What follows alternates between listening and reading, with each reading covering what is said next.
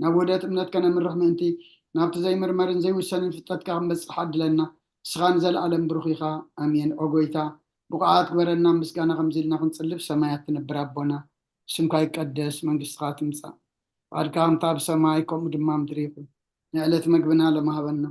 نانز ودلنا بدلمكم زحدقنا لهم بدلنا أوسانا دقلنا وفاد احنا ننبرا فتناي تأتون من قسن حيلن كبر النزل على امنات كإما امين وزت يا مريم بناي قدس جبريل ملا سلام تا سلام لك له حلنا غد انقليخي بسقاخون دنقليخي أدي جابير صباحت قويتا سراوي السلام لك له الشغيك عب أن السبربتي فركر سخن برغي ومن تسقى جابير مساخي وفسيت الدس والكي أتياتنا خسري لنا نفت ودخي يسوس كريستوس من تانا محرت لمن لنا امين مين على هوت يسمع لنا تسألي صلوت مهلل مهلات نبب نبابات كله كرم እግዚአብሔር عريقو معاد زغرر محرت زغرر يقبر لنا زخبركم حزب እግዚአብሔር ناس قدس بيت خريستيان تهبو ناي سلوس صلوت سركن كمون مرتي هايمانة عبو نمكتتال قزيخمن سراحكمنا وهاهيركم بانك عدوون بتبعاتن تكاتاتل وزلهم قدس بيت خريستيان سيتا صادقان أسبته تاني خفلكم تبل تخصاب السعازي بدحانة سلام عكيبو بس قدس أقلقلوت كنراخب قدس فقادو زخون لنا فتارينا أملاك قدسان ناي بحر مسقانا يبسحيو نقولهم بس سعازي أبساببا أبساقا ما بشقر نزلو رهوا السلام كسانت عرفتها بهم أبيت ما أسرت نزلو مصحرا يفتر لهم بموت سقان استفلينا جنة منقس سمايات يوارسهم أمري رح أزن نزل لهم دبس قدسان يدبسكم نقول لنا غاز استوعلا أمر رهيبو موداتنا يسبقلنا لومي كم فقاد እግዚአብሔር نريو ሃይማኖት አበው ምዕራፍ 28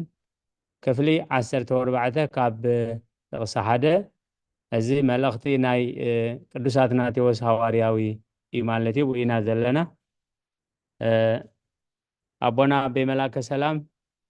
ዘጸአት ምዕራፍ 15 ካብ ጥቕሲ 1 ክሳብ 19 ኣዴና መምህር ሳራ ሮሜ ምዕራፍ 9 ካብ 17 ክሳብ 23 نباب ካብ ጥቕሲ 1 ከም በሓድሽ እዚ ቅዱስ ሐዋርያ አትናቴዎስ ንንጉስ ቆስጠንጢኖስ ወዲ ቆስጠንጢኖስ ካብቲ ዝሰደዶ ስደቱ ምስ መለሶ ኣብቲ ዝኣዘዞ 12 ትእዛዛት ከም ዝበለ ነቲ ንጉስ ከዓ ከም ዝበሎ ኦ ንጉስ ዘረባ ይስማዕ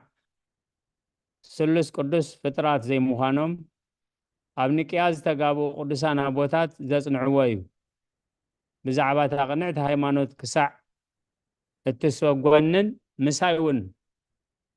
ማሕበር ንጹሃን ኤጲስቆጶሳን ክሳዕ እትሰጉጉን ዘገደደካ ዘረባ ፈታዊኻ ኣውሳብዮስ እዩ ንሱ ምእንቲ እቲ ኸሓዲ ዓርኩ ኣርዮስ ኣብ ልዕለይ ዝበለካ ስለ ዝተቐበልካ ኢኻ ኣበይ ዳ ኣሎቲ ብትዕቢቱ ዝምካሕ እግዚኣብሔር ከም ፈርዖን ምስቶም ብፀቱ ኣብ ማዓሙቕ ባሕሪ ዶ ኣየስጠሞን ኣባኹም ኣቦና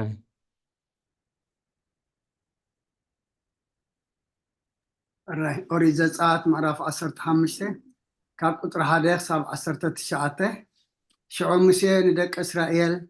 እዚ መዝሙር እዚ ንእግዚኣብሔር ከምዚ ኢሎም ዘመርሉ ንሱ ኣዝዩ ክቢሉ እዩ እሞ ንእግዚኣብሔር ዝምር ኣለኹ ንፈረስን ፈረሰኛን ናብ እግዚአብሔር ኃይልን መዝሙር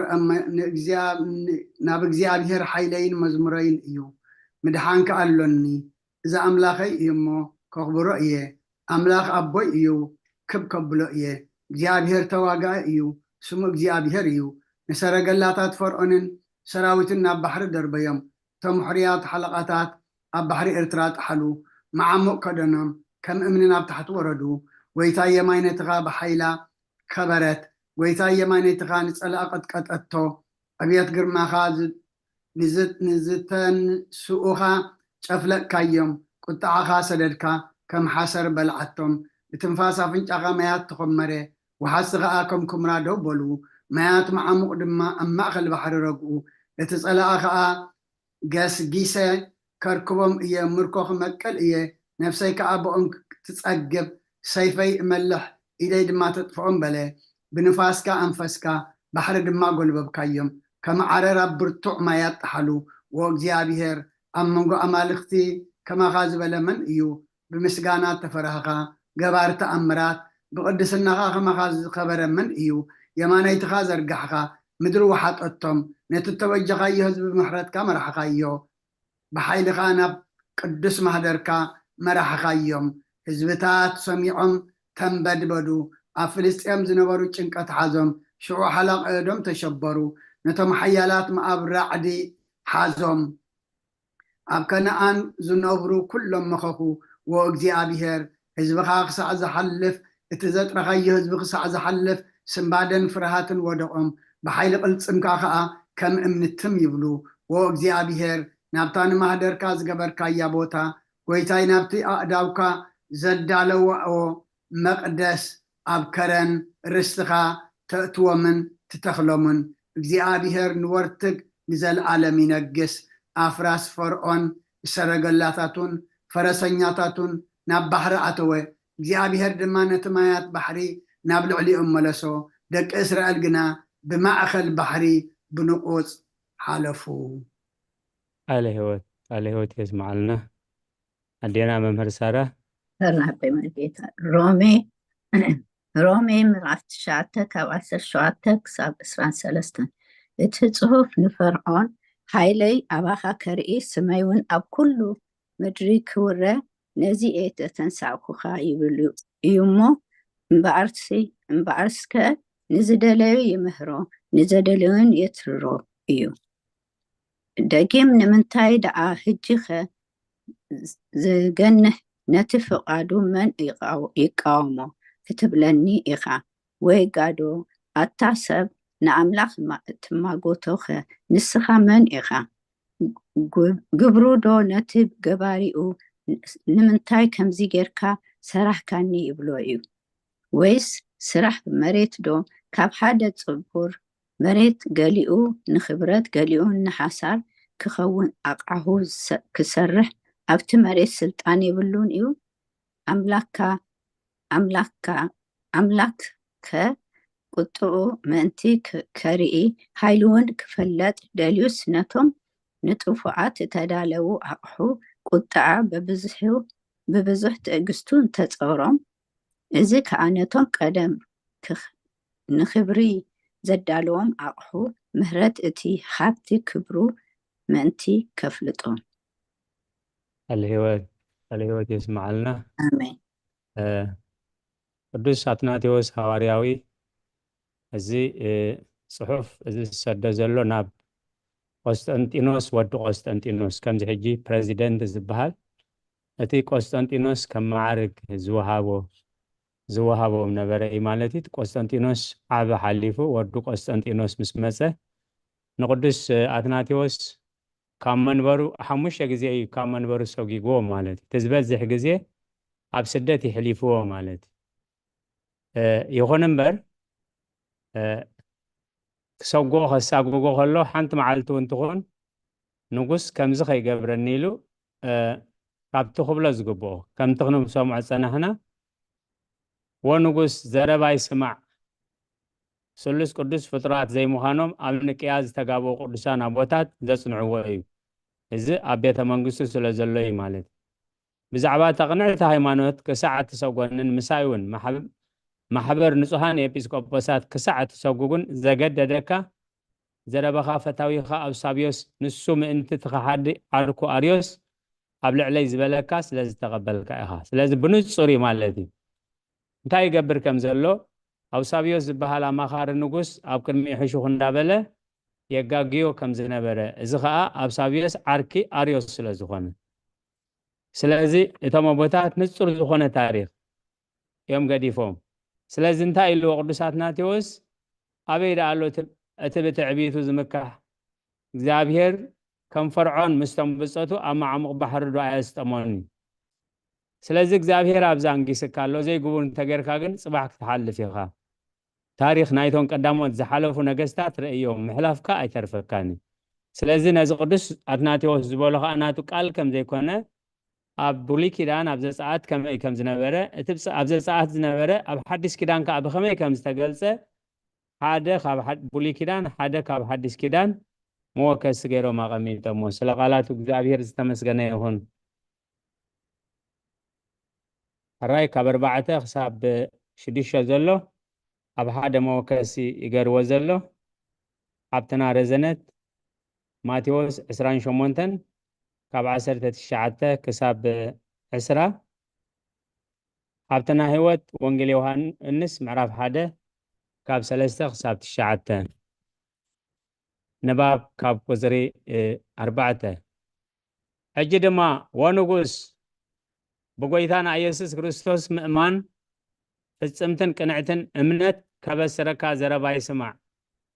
ኩሉ ብዝሓዘ ሰማይን ምድርን ዝርአን ዘይርአን ብዝፈጠረ ብእግዚአብሔር ኣብ ንኣምን ብሓደ ወልድ ዋህድ ብጎይታና ኢየሱስ ክርስቶስ ወዲ እግዚአብሔር ንኣምን ካብ ሓቀኛ ኣምላኽ ዝኾነ ኣምላኽ ካብ ሓቀኛ ብርሃን ዝኾነ ብርሃን ካብ ሓቀኛ መድሓኒ ዝኾነ መድሓኒ እዩ ንሱ ንኹሉ ንሱ ብዝመልእን ንኹሉ ብዝሕሉን ኣብ ኩሉ ዘሎን ከይተረኣየ ንኹሉ እስትንፋስ ዝኸውንን መሕወይ ብዝኾነ መንፈስ ቅዱስ እውን ናምን መንፈስ ኣብን ወልድን እውን ንሱ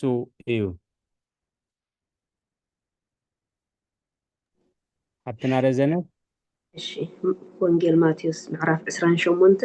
ካብ 19 እስከ 10 ስለዚ ኪዱ ንኩሎም ኣሕዛብ ብስም ኣቦን ወድን መንፈስ ቅዱስን እናጠመቕኩም ዝኣዘዝኩም ኩሉ ክሕሉ ከዓ እናምሃርኩም ደቂ መዛሙርቲ ግበርዎም እንሆ ድማ ኣነ ክሳዕ መወዳእታ ዓለም ኩሉ መዓልቲ ምሳኻትኩም እየ ለህይወት ይስማዓልና ኣናተይ ከዓ ከመይ ምስኩም ኩልኩም እግዚአብሔር ይመስገን ዮሃንስ ምዕራፍ 1 ካብ 3 እስካዕ 9 ብኡ ኩሉ ኾነ ካብቲ ዝኾነ ዘበለ ድማ ብዘይ ብኡ ዝኾነ የልቦን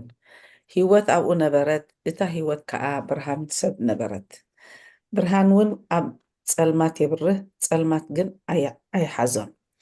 ዮሃንስ ዝስሙ ሰብኣይ ካብ ኣምላኽ ተላኢኹ ተንስአ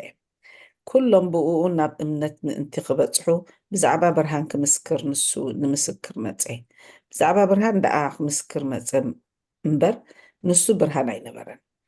እቲ ንነፍስ ወከፍ ሰብ ዘብርህ ብርሃን ሓቂ ናብ ዓለም ይመጽእ ነበረ ኣሜን ለህይወት ይስማዓልና ቴንክ ዩ ለህይወት ይስማዓልና ቦን ሕራይ ቀጺሉ ሓብትና ሙሉ ዘፍጥረት ምዕራፍ 1 ካብ 1 ክሳብ 27 ሓውና ዮሴፍ መዝሙር ዳዊት 33 ካብ 5 ክሳብ 11 ሓብትና ትርሓስ ኣስመላሽ ዕብራውያን 1 ካብ 1 ክሳብ 14 ንባብ ቁፅሪ 7 ካብ 7 ክሳብ 9 ከም ብሓድሽ ወንጉስ ጎይታና ኢየሱስ ክርስቶስ ፍጡር ከም ዘይኮነ ንኣምን ነታ ርክስቲ እምነት እቲ ሓደ ኣርዮስ ክርስቶስ ፍጡር እዩ ዝበለውን ነውግዝ ኣለና ንሕናስ ቃል ካብ መለኮት ኣብ ዝተወልደ ሓቀኛ ኣምላኽ በይኑ ሓደ ወዱ ምስ ኣብ ብኩሉ ዘመን ቀዳማይ ከም ዝኾነ ንኣምን ምስ ኣብ ዘይነበረሉ ዘመን የልቦን መንፈስ ቅዱስ እውን ከምኡ ዘይነበረሉ ዘመን የልቦን ኣብ በቃሉ ንሱውን ካብ መለኮቱ ቅዱስ መንፈስውን ብዘለዎም ሓድነት ንኩሉ ፍጥረት ፈጠረ እዚ እውን ፍጡራት ክፈልጥዎ ብዘይከኣሎም ግብሪ እዩ ስለ ቃላቱ እግዚአብሔር ዝተመስገነ ይኹን ሓብትና ሙሉ ዘፍጥረት ምዕራፍ 1 ካብ 1 ክሳብ 27 ኣምላኽ ብመጀመርታ ሰማይን ምድርን ፈጠረ ምድር ድማ በረኻን ጥራያን ነበረት ጸልማት ከዓ ኣብ ልዕሊ ማዕሞቆት ነበረ መንፈስ ኣምላኽ ድማ ኣብ ልዕሊ ማያት ይዝንቢ ነበረ ኣምላኽ ከዓ ብርሃን ይኹን በለ ብርሃን ድማ ኾነ ኣምላኽ ድማ እቲ ብርሃን ጽቡቕ ኮነ ከም ዝኾነ ረአየ ኣምላኽ ከዓ ነቲ ብርሃን ካብ ጸልማት ፈለዮ ኣምላኽ ነቲ ብርሃን መዓልቲ ኣውፅኣሉ ነቲ ጸልማት ከዓ ለይቲ ኣውፅኣሉ ምሸት ኮነ በጊሓት እውን ኮነ ሓንቲ መዓልቲ ኣምላኽ ድማ ንማያት ካብ ማያት ዝፈሊ ጠፈር ኣብ መንጎ ማያት ይኹን በለ ኣምላኽ ነቲ ጠፈር ገበሮ ነቲ ትሕቲ ጠፈር ዘሎ ማያት ድማ ካብቲ ኣብ ልዕሊ ጠፈር ዘሎ ማያት ፈለዮ ከምኡ እውን ኮነ ኣምላኽ ከዓ ነቲ ጠፈር ሰማይ ኣውፅአሉ ምሸት ኮነ በጊሓት እውን ኮነ ካልኣይቲ መዓልቲ ኣምላኽ ድማ ነቲ ንቑፅ ምእንቲ ክርኢስ እቲ ኣብ ትሕቲ ሰማይ ዘሎ ማያት ናብ ሓንቲ ቦታ ይተኣከብ በለ ከምኡ ድማ ኮነ ኣምላኽ ከዓ ነቲ ንቑፅ ምድሪ ኣውፅአሉ ነቲ እኩብ ማያት ድማ ባሕሪ ኣውፅአሉ ኣምላኽ ከዓ ጽቡቕ ከም ዝኾነ ረአየ ኣምላኽ ድማ እቲ ምድሪ ሳዕርን ዘርኢ ዝህብ በቁልን ዘርኡ ኣብ ርእሲ ዘለዎ ፍረ ከም ዓይነቱ ኣብ ምድሪ ዝፈሪ ከም ተውፅእ በለ ከምኡ እውን ኮነ እታ ምድሪ ሳዕርን ከከም ዓይነቱ ዘርኢ ዝህብ በቁልን ዘርኡ ኣብ ርእሱ ዘለዎ ፍረ ዝፈሪ ኣእዋም ከዓ ኣውፅአት ኣምላኽ ድማ ጽቡቕ ከም ዝኾነ ረአየ ምሸት ኮነ በጊሓት እውን ኮነ ሳልሰይቲ መዓልቲ ኣምላኽ ድማ ንመዓልቲ ካብ ለይቲ ዝፈሊ ብርሃናት ኣብ ጠፈር ሰማይ ይኹን ንዘበናት ንመዓልትታት ዓመታት ከዓ ንመፈለጠ ይኹን ኣብ ምድሪ ንምብራህ ኣብ ጠፈር ሰማይ ብርሃናት ይኹን በለ ከምኡ ከዓ ከምኡ ድማ ኮነ ኣምላኽ ከዓ ክልተ ዓበይቲ ብርሃናት ገበረ እቲ ዓብዪ ብርሃን ብመዓልቲ ከስልጥን እቲ ንእሽተ ብርሃን ድማ ብለይቲ ክስልጥን ከዋኽብቲ ገበረ ኣብ ልዕሊ ምድሪ ምእንቲ ከብርሁ ኣብ መዓልትን ኣብ ለይትን ድማ ክስልጥኑ ንብርሃን እውን ካብ ጸልማት ክፈልዩ ኣምላኽ ኣብ ጠፈር ሰማይ ዝገበሮም ኣምላኽ ድማ ጽቡቕ ከም ዝኾነ ረአየ ምሸት ኮነ በጊሓት እውን ኮነ ራብዒቲ መዓልቲ ኣምላኽ ድማ ማያት ሕያው ነፍሲ ዘለዎ ውንጅርጅር ዝበለ እንስሳ የውፅእ ኣብ ልዕሊ ምድሪ ኣብ ትሕቲ ጠፈር ሰማይ ከዓ ኣዕዋፍ ይንፈራ በለ ኣምላኽ ድማ ነቶም ዓበይቲ እንስሳ ባሕርን ነቲ ማያት ዘውፅኦ በብዓይንሕቱ ሕያው ዘለዎ ውንጅርጅር ዝበለ ኩሉ ክንፊ ዘለዎም በብዓይነቶም ኩሎም ኣዕዋፍን ፈጠረ ኣምላኽ ከዓ ጽቡቕ ከም ዝኾነ ረአየ ኣምላኽ ድማ ፍረዩን ተባዝሑን ንማያት ባሕሪ ምልእዎ ኣዕዋፍ ከዓ ኣብ ምድሪ ብዝሓ ኢሉ ባረኾም ምሸት ኮነ በጊሓት እውን ኮነ ሓሙሸይቲ መዓልቲ ኣምላኽ ድማ ምድሪ ህያው ነፍሲ ዘለዎ በብዓይነቱ እንስሳን ለመምታን ኣራዊት ምድርን በብዓይነቱ ተውፅእ በለ ከምኡ እውን ኮነ ኣምላኽ ከዓ ኣራዊት ምድሪ በብዓይነቱ እንስሳ በብዓይነቱን ኩሉ ለመምታ ምድሪ ከዓ በብዓይነቱ ገበረ ኣምላኽ ድማ ጽቡቕ ከም ዝኾነ ረአየ ኣምላኽ ከዓ ብመልክዕና ከም ምስልና ሰብ ንግበር ንዓሳ ባሕሪ ንዕዋፍ ሰማይ ንእንስሳ ንብዘላ ምድሪ ኣብ ምድሪ ለመም ንዝብል ኩሉ ለመምታ ይግዝኡ በለ ኣምላኽ ድማ ብመልክዑ ሰብ ፈጠረ ብመልክዕ ኣምላኽ ፈጠሮ ተባዕታይን ኣንስተይትን ገይሩ ፈጠሮ ኣሜን ስለቐላቱ ኣሜን ቃለ ህይወት የስማዓልና መዝሙር ዳዊት ምዕራፍ 33 ካብ 5 ክሳብ 11 ጽድቅን ፍርድን ይፈቱ ምድሪ ብሳህሊ እግዚአብሔር መሊኣ እያ ሰማያት ብቃል እግዚአብሔር ብዘሎ ሰራዊቶምን ብስትንፋስ ኣፍ ተገብሩ ንማያት ባሕሪ ከም ኩልስስቲ ይኽምሮ ንመዓሙቕ ኣብ መዛግብቲ ይእክቦ ንሱ በለ ኮነ ድማ ንሱ ኣዘዘ ቆመ ከዓ እሞ ምድሪ ብመልኣ ንእግዚአብሔር ትፈርሆ ኣብ ዓለም ዝነብሩ ኩሎም ብኡ ይሽበሩ እግዚአብሔር ንምኽሪ ኣህዛብ ከንቱ ይገብሮ ንሓሳባት ህዝብታት የጥፍኦ ምኽሪ እግዚአብሔር ንዘለዓለም እዩ ሓሳባት ልቡን ካብ ወለዶ ንወለዶ ይቀውም هلا هو يسمع لنا كم يمسكون صلاة عندهم እግዚአብሔር መስገን እግዚአብሔር መስገን ዕብራውያን 1 ካብ ምዕራፍ 1 እስከ 14 ኣምላኽ ብወዱ ከም ዝተዛረበ ኣምላኽ ብዙሕ ሰዓን ብብዙሕ መንገድን ቀደም ኣቦታትና ብነቢያት ገይሩ ምስ ተዛረቦም ኣብዘን ዳሕሮት መዓልትታት ንኣና በቲ ወራሽ ኩሉ ዝገበሮ እውን ዓለም ዝፈጠረ ወዲ ገይሩ ተዛረበና ንሱ ናይ ክብሩ ነፀብራቕን ቅርፂ ባህሪኡ እንከሎ ኩሉ እውን ብሓይሊ ቃሉ ፀዊሩ ከሎስ ምንፃሕ ሓጢኣትና ምስ ገበረ ኣብ ላዕሊ ኣብ የማን ግርማ ተቐመጠ ካብቶም መላእኽቲ ብዙሕ ዝበለጥ ስም ዝወረሶ መጠን ክሳዕ ክንድዚ ካብቶም በለጠ እስኪ ካብ መላእኽቲ ኸ ንመኖም እዩ ንስኻ ወደይ ኢኻ ኣነ ሎሚ ወለድኩኻ ከም ብሓድሽ ድማ ኣነ ኣቦ እኾኖ ንሱ እውን ውሉድ ይኮነኒ ዝበሎ ከም ብሓድሽ ድማ ነቲ ብኽሪ ናብ ዓለም ክኣትውዎ ከሎ ኩላቶም መላእኽቲ ኣምላኽ ይሰግድሉ ይብል ብዛዕባ መላእኽቲ ከዓ መላእኽቲ ነፋሳትን ኣገልገልትን ሃልሃልታ ሓዊ ዝገበሮ ይብል ብዛዕባ ወዲ ግና ኣታ ኣምላኸይ ዝፋንካ ንዘለዓለም ዓለም ይነብር በትሪ መንግስትኻ እውን በትሪ ቅንዕናን እያ ጽድቂ ፈተኻ ዓመፅካ ጠላእኻ ስለዚ እግዚአብሔር ኣምላኽካ ሓለፋ ብፆትካ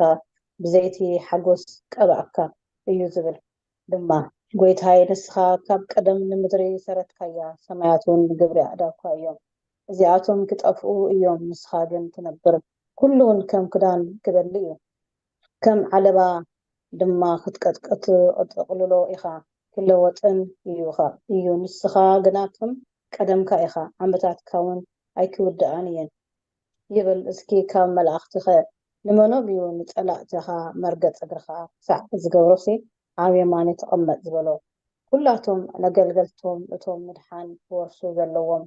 ዝላእኹ መናፍስቲ ኣገልገልቶም ኣይኮኑ ቃል ህይወት ይስማዕ አሜን አሜን ቃል ህይወት ይስማዕልና አራይ ሓብተና ተምኒት ሮሜ 1:3 ሓውና ያዕቆብ ሮሜ 9 ካብ 5 ክሳብ 9 ኣዴና ተርሓስ ወልዱ ዝተዕመክ እንተኮይኑ ገላትያ 3:5 ክሳብ 17 يتعمك እንደኸውን ኣዴና ተርሓስ ወልዱ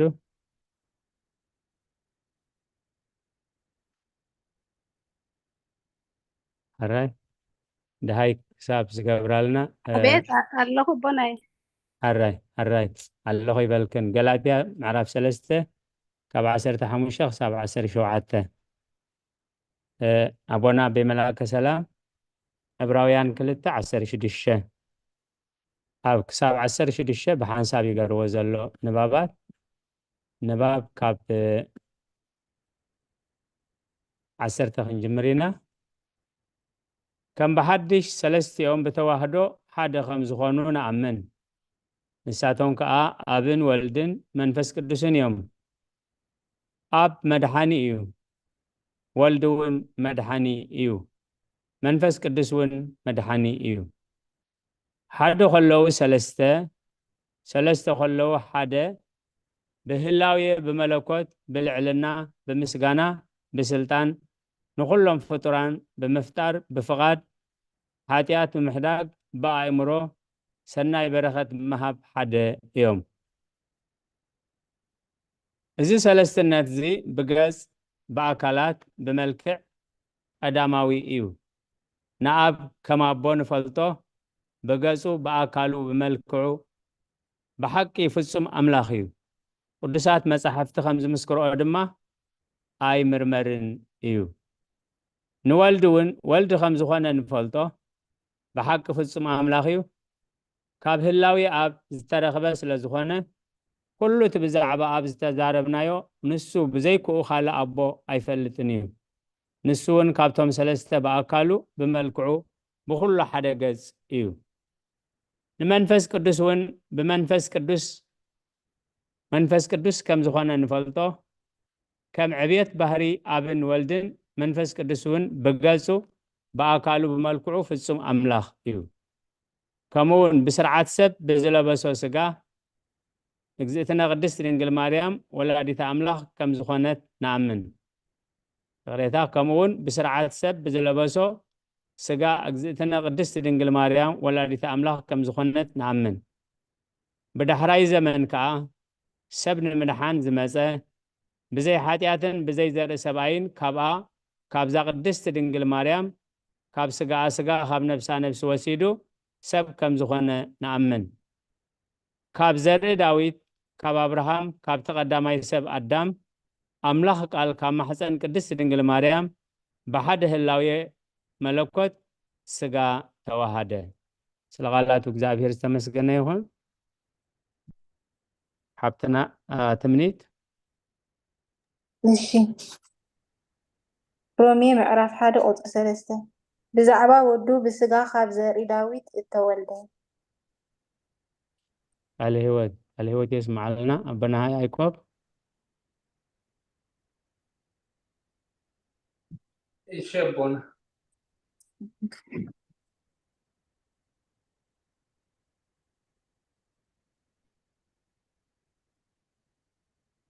رومي 9 خاب 5 خساب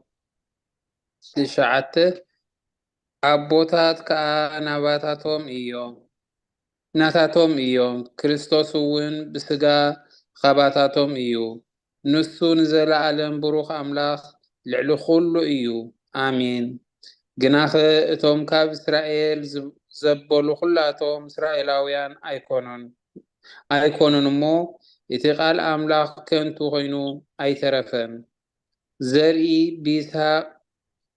كسيه ملكا أيومبر زري أبراهام سلزخونو كلاتهم ولود أيكونون مالت اتهم ولود تسفى أيام نزاري زغصرنبر اتهم ولود سقاس ولود أملاخ أيكونون اتقال تسفى نعمتا كمزاقي زيزيئة خمس إيو ساراون ودخت والديا إيلو إيمو على هوت يسمع لنا أدينا ترحاس والدو እሺ ከመይ ውዕልኩም ስድራቤት እግዚአብሔር መስገን ገላትያ 3 ካብ 15 ክሳብ 17 ኣሕዋቴ ከም ኣዛራርባ ሰብ እዛረብ ኣለኹ ነቲ ዝፀንዐ ኺዳን ሰብ እኳ ዘፍርሶ ወይስ ዝውስኸሉ የብሉን እቲ ንኣብርሃምን ንዘርኡን እተነግረ ተስፋ ድማ ንሓደ ከም ዝበሃል ንዘርእኻ ንሱ ከዓ ክርስቶስ እዩ እምበር ንብዙሓት ከም ዝበሃል ንዘራእቲ ኣይብልን እዩ እምበኣርሲ እዚ እብል ኣለኹ ነቲ ተስፋ ክንቱ ክገብሮ እዩ ነቲ ኣምላኽ ቀደም ዘፅንዖ ኺዳን ነቲ ዘርኡ ብ430 ዓመት ዝመፅእ ሕጊ ኣይፍርሶም እዩ ስለዓሉ እግዚአብሔር ተመስገነ آمين على هوت يسمع لنا ዕብራውያን ምዕራፍ 2 ካብ ቁፅሪ 14 ክሳብ 16 ብሓንሳእ እዩ ዘሎ እምበኣርሲ ብሓቂ ንዘር ኣብርሃም ኣልዓሎ እምበር ንመላእኽትስ ኣየልዓሎምን እሞ እቶም ውሉድ ብደምን ስጋን ካብ ዝሓብሩስ ብሞቱ ነቲ ሓይሊ ኣምላኽ ሓይሊ ሞት ኣብ ኢዱ ዝሓዘ ምእንቲ ክስዕር ንሱ እውን ዲያብሎስ እዩ ነቶም ፍርሓት ሞት ብዘሎ ዘመኖም ብባርነት ተታሒዞም ዝነበሩ ኩላቶም ሓራም እንትኸውፆም ኢሉ ንሱ እውን ብእኡ ሓበሮም على هوت يسمع لنا الرأي أدينا ممهر سارة ماتيوس 1 كاب 18 خصاب 25 حبتنا رزنت ماتيوس 4 كاب 17 خصاب 25 حبتنا هوت لوقاس معراف 2 كاب 1 خصاب 10 حبتنا مولو لوقاس 4 كاب 16 خصاب 31 حاونا يوسف لوقاس 11 27 كساب 29 نباب قصر 17 أي مرمرنيو ካብቲ ዘለዎ ዕብየት መለኮቱ ከዓ ኣይልወጥን እዩ ኣብ ማሕፀን ድንግል ከሎውን ብህላዊኡ ኣይውሰንን እዩ ከም ሕፃን ተወልደ ከም ሕፃን እውን ካብ እጥባት ቅድስቲ ንጽሕቲ ድንግል ማርያም ጸባ ጠበወ ከም ሰብ ከዓ ኣብ ምድሪ ተመላለሰ ማቴዎስ ምዕራፍ ወንጌል ማቴዎስ ምዕራፍ 1 ካብ ቁፅሪ 18 ክሳብ 25 ልደት ኢየሱስ ክርስቶስ ከምዚ እዩ ኣዲኡ ማርያም ንዮሴፍ ተሓፂራ ከላ ከይተራኸቡ ብመንፈስ ቅዱስ ጠኒሳ ተረኽበት ዮሴፍ ህፅያ ጻድቕ ሰብኣይ ነበረ እሞ ብህቡእ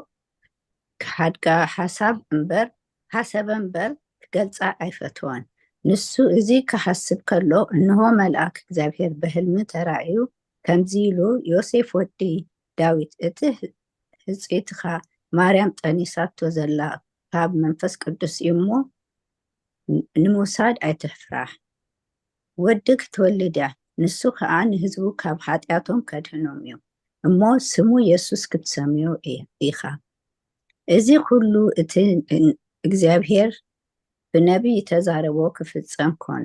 ከምዚ ዝብል እንሆ ድንግል ክትጠንስ ወድውን ክትወልድ እያ ስሙ አማኑኤል ክብልዎ እዮም ትርጉሙ አምላክ ምሳና እዩ ዮሴፍ ካብ ድቃስ ተንሲኡ መልአክ እግዚአብሔር ከም ዝኣዘዞ ገበረ ንማርያም ህፅኢቱ ወሰዳ በኽሪ ወዳ ክሳብ ትወልድ ከዓ ኣይፈለጣን ስሙ ድማ ኢየሱስ ሰመየ አሜን አለ ህይወት ይስማልና አሜን ናቲ ከኣኒ ሉቃስ ምዕራፍ 2 ካብ 1 ስጋዕ 20 ልደት ኢየሱስ ክርስቶስ እያ ትብል ኣርእስታ ኮነ ድማ በቲ እዎ ፅቡቅ ኣለኸ ረዘነት ሓፍትና ያ ሶሪ ረዘነተ ወንጌል ማቴዎስ ምዕራፍ 4 ካብ 17 ስጋዕ 25 ኢየሱስ ካብኡ ንነጆ መንግስተ ሰማያት ቀሪባ ኣላ እሞ ተነስሑ እናበለ ክሰብክ ጀመረ ኣብ ጥቓ ባሕሪ ገሊላ ክመላለስ ከሎ ክልተ ኣሕዋት ጴጥሮስ ተባሂሎም ዘለው ስምዖንን እንድርያስ ሓውን ገፈፍቲ ዓሳ ነበሩ እሞ መርበቦም ናብ ባሕሪ ክድርብዩ ረኣየ ኢየሱስ እውን ኣነ ድማ ገፈፍቲ ሰብ ክገብረኩም እየ ንዑስ ዓውኒ በሎም ብኡ መርበቦም ሓዲጎም ሰዓብዎ ካብኡ ሓሊፉ ክልተ ካልኦት ኣሕዋት ያዕቆብ ወዲ ዘብዲዎስን ዮሃንስ ሓውን ምስ ዘብዲዎስ ኣቦኡን መርበቦም ኣብ ጃልባ ክዕርዩ ረኣየ እሞ ፀውዖም ንሳቶም ከዓ ነታ ጃልባን ነቦኦምን ሓዲጎም ብኡ ሰዓብዎ ኢየሱስ ድማ ኣብ ኩላ ገሊላ ኣብ ቤት ጸሎቶምን እናመሃረ ወንጌል መንግስታዊን እናሰበኸ ኩሉ ሕማምን ኣብ ህዝቢ ዘሎ ኩሉ ድናስን እናሕወየ ይዘውር ነበረ ወሪኡውን ኣብ ኩላ ሶርያ ወፀ ንኩሎም ሕሙማት ከዓ በብዓይነቱ ሕማም ዘለዎም ቃንዛን ኣጋንንትን ዘለዎም ሕማም ባርያ በብወርሑ ዝለዓሎምን መፃጉዓን ናብኡ ኣምፅኡሉ ንሱ ድማ ኣሕወዮም ካብ ገሊላ ካብ 10 ዓድን ካብ ኢየሩሳሌም ካብ ይሁዳን ካብ ማዕዶ ዮርዳኖስን ከዓ ብዙሓት ሰብ ሰዓብዎ ላዕላት እግዚአብሔር ይመስገን አሜን አሜን ቃል ህይወት ይስማዓልና ያቲን ሕጅናት ያመስለን ቦና ሓቀሊ ተገመን እታ ልደት ኢየሱስ ክርስቶስ ኮነ ድማ ካብ 1 ስጋዕ 20 ምዕራፍ 2 ኮይናስ ካብ 1 ስጋዕ 20 ኮነ ድማ በቲ ቅነቲ ኩሉ ዓለም ክፅሓፍ ካብ ቀሶር ኣውግስቶስ ትእዛዝ ወፀ እዚኣ እታ ቀሬኖስ ኣብ ሶርያ ተሸይሙ ከሎ ዝኾነት ቀዳመይቲ ፅሕፍቲ እያ ሽዑ ነፍሲ ወከፍ ክፅሓፍ ከሎ ነናብ ዓዱ ኸደ ዮሴፍ ድማ ካብ ቤት ዳዊት ካብ ዓሌቱ ስለ ዝነበረ ካብ ገሊላ ካብ ዓዲ ናዝሬት ምስታ ጠኒሳ ዘላ ማርያም ሕፂቱ ናብ ቤትልሄም እትበሃል ዓዲ ዳዊት ናብ ይሁዳ ክፅሓፍ ደየበ ኮነ ድማ ኣብኡ ከለዉ ግዜ ሕራስ በፅሐ ግዜ ሕርሳ በፅሐ ብክብሪ ወዳ ወለደት ብዓለባ እውን ጠቕለለቶ ኣብቲ ማሕደር ኣጋይሽ ስፍራ ስለ ዘይነበሮ ድማ ኣብ መበል ኣብ መብልዕ ማእማል ኣደቀሰቶ ኣብታ ምድሪ እቲኣ ብለይቲ ማሎም ሕልው ኣብ መሮሮ ዝሓደሩ ጋሶት ነበሩ መልኣኽ እግዚኣብሔር ከዓ ኣብ ጥቕኦም ደው በለ ክብሪ ንእግዚኣብሔር ኣብ ዙርያኦም ኣብርሀ ብዙሕ ፍርሓት ከዓ ፈርሑ እቲ መልኣኽ ድማ እንሆ ሎሚ መድሃኒ ኣብ ዓለም ዳዊት ተወሊድልኩም ስለ ዘሎ ንሱ ከዓ ንክርስቶስ ጎይታ እዩ ንኩሉ ህዝቢ ዝኸውን ዓብዪ ሓጎስ የበስረኩም ኣለኹ እሞ ኣይትፍርሑ ምልክት ድማ እዚ ይኹንኩም ኣብ መብልዕ ማል ብዓለባ ተጠቕሊሉ ህፃን ደቂሱ ክትረኽቡ ኢኹም በሎም ብዙሓት ሰራዊት ሰማይ ድማ ብድንገት ምስቲ መልኣኽ ተፀምቢሮም ክብሪ ንኣምላኽ ኣብ ልዕሊ ሰላም ከዓ ኣብ ምድሪ ኣብ መንጎ እቶም ስምረት ኣምላኽ ዘለዎም ሰባት እናበሉ ንኣምላኽ ኣመስገኑ ኮነ ድማ እቶም መላእኽቲ ካብኣታቶም ናብ ሰማይ ምስ ደየቡ እቶም ጓሶት ነንሕድሕዶም እዚ እግዚኣብሔር ዝገለፀልና ኾን ነገር ክንርኢ ንዑናይ ናብ ቤት ልሄም ንኺድ ተባሃሃሉ ቀልጢፎም ከዓ ኸዱ ንማርያም ንዮሴፍን ነቲ ህፃን ከዓ ኣብ መብልዕ ማል ደቂሱ ረኸቡ እዚ ምስ ረኣዩ ብዛዕባ እቲ ህፃን እንተነገረሎም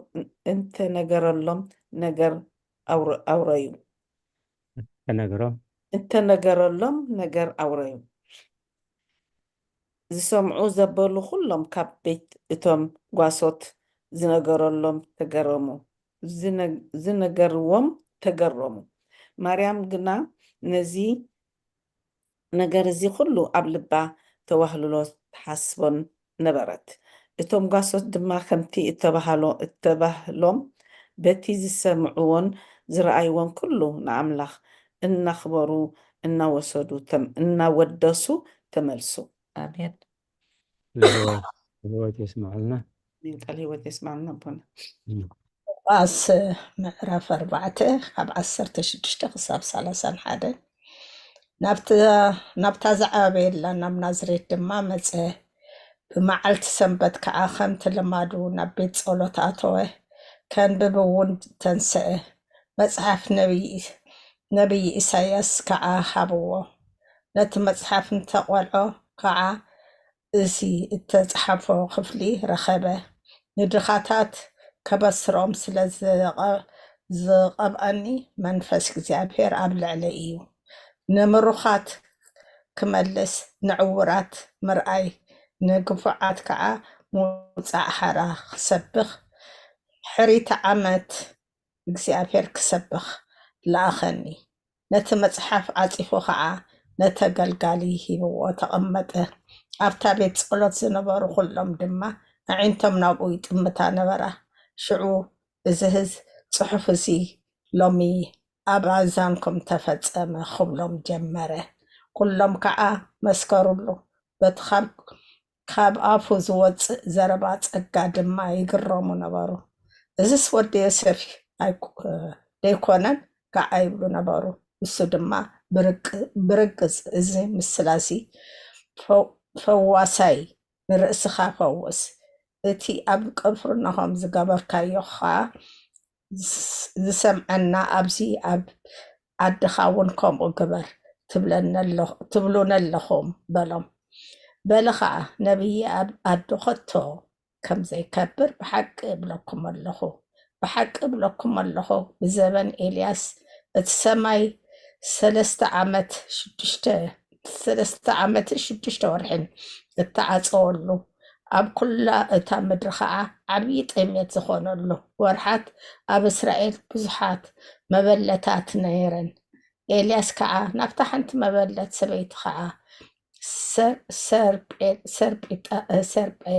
ሰራቢጣ ናይ ሲዶን እምበር ናይ ሓንቲ ካባታተንሲ ኣይተላኸን ብዘመን ነቢዩ ኤልያስ እውን ኣብ እስራኤል ብዙሓት ለምጻማት ነይሮም ንእማን ሶርያዊ ጥራይ ደኣ እምበር ካባታቶምሲ ሓደ እኳ ኣይነጽሐን ኣብታ ቤት ጸሎት ዝነበሩ ኩሎም እዚ ምስ ሰምዑ ኣዝዮም ኮረዩ ተንሲኦም ካብ ዓዲ ናብ ወፃኢ ኣውፅእዎ ከጽድፍዎ ከዓ ናብ ገምገም እታ ኣዶም ተሰሪሓትሉ ዘላ ኸረን ወሰድዎ ንሱ ግን ብማእኸሎም ሓሊፉ ኸደ ኢየሱስ ርኩስ መንፈስ ከም ዘውፅአ ድሕሪዚ ናብ ቅፍርናሆም ከተማ ገሊላ ወረደ ብሰንበት እውን ይመኽሮም ነበረ ስለቃላቱ ክብሪ ምስጋና ይኹን አሜን አሜን ቃለ ሕይወት የስማዓልና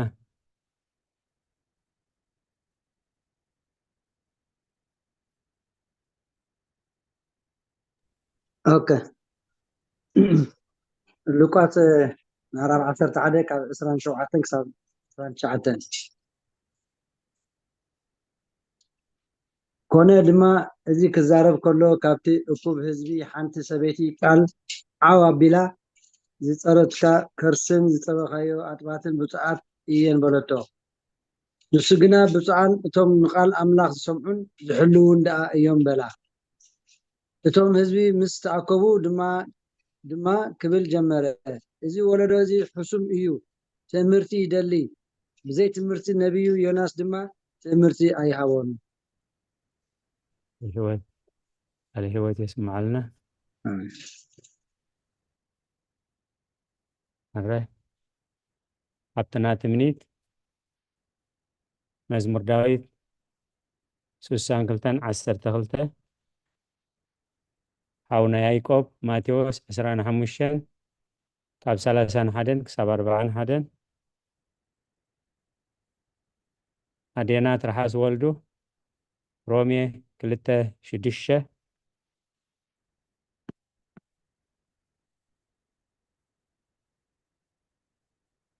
أبونا بملأك سلام رومي 14 أدينا ممهر سارة كالاي كورنثوس معرف 5 وزر 10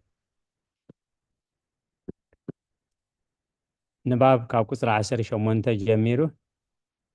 نسقو حده اللاوية حدا أكال كنسو بفقادو بسقا موته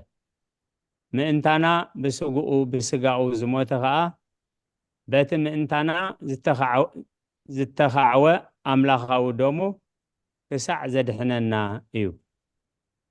مزو خلو دما اتزي مرمر عبيات كبر ملوكاتو كابت زنبارو أي تلوتن بهلاوية ملوكاتون أي مرمرنيو እታ ብድንግልና ዝጠነሰቶ ድንግል በቲ ክወሃዶ ዝፈጠሮ ስጋ ወለደቶ እወ ብዘይ ሓጢአትን ብዘይ ፃዕርን ወለደቶ ብምውላዳውን ኣይረስሐትን ብዘይ ፃማን ድኻምን ከዓ ኣዕብየቶ ብዘይ ድኻምውን ኣጥበወቶ ብሕጊ ስጋ ድማ ብዘይ ገለ ስእነት ኣዕብየቶ ናይ ኣብ ቃል ከም ዝኾነ ከይተጠራጠረት ኣመነት ንሱውን ካብ መለኮቱ ኣብ ዝተረኽበ ብፍቃዱ ስለ ዝኾነ ኣምላኽ ቃሉ እዩ ካብ ህላዊ መለኮቱ ዘይልወጥን ዘይምርመርን እዩ ንሱ ምስ ኣብን መንፈስ ቅዱስን ሓደ እዩ ሉቃስ 1:38 ሓሊፍና ያለና ርአና ከም ብሓድሽ ናይ ዝሞቱ ትንሣኤ ጻድቃን ሓጥኣንን ንኣምን ኩሎም ብዘይ ምብስባስ ክትንስኡ እዮም ሰናይ ዝገበሩ ኮነ ክፉእ ዝገበሩ ካብ ፈጣሪኦም ክፍደዩ እዮም ስለ ቃላቱ እግዚአብሔር ዝተመስገነ ይሁን መዝሙር ዳዊት ምዕራፍ 62 ቁጥሪ 12 ነፍስ ወከፍ ከከም ግብሩ ዝፍደዮ ነፍስ ወከፍ ከከም ግብሩ ትፈድዮ ኢኻሞ ጎይታዬ ጸጋውን ናትካ እዩ الهوات يسمع لنا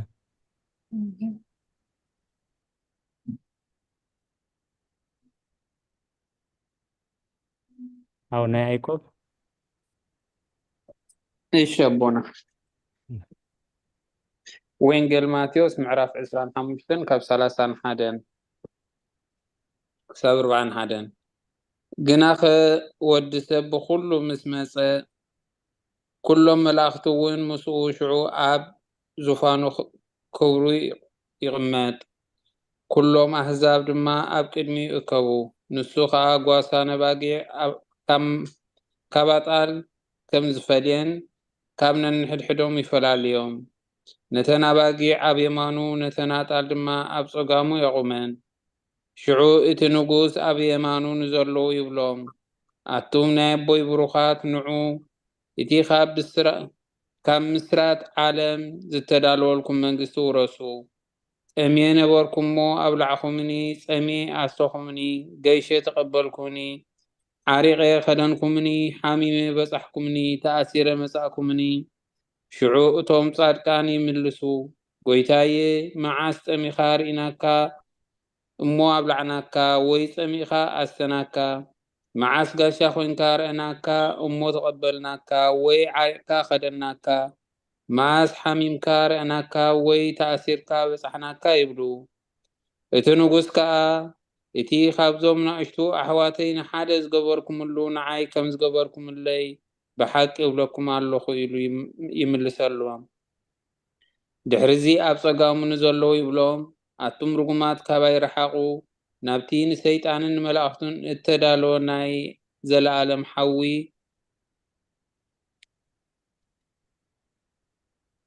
ክቕፅል ዲቦና 41 ቃል ህይወት የስማዓልና ቃል ህይወት የስማዓልና هراي أدينا ترحس ولدو الله رومي 2:6 نسون لنفس وكف كم قبرم كفيديو إيو سلام زالت آمين قال هو تسمع لنا رومي 14 قطرة الشعاتة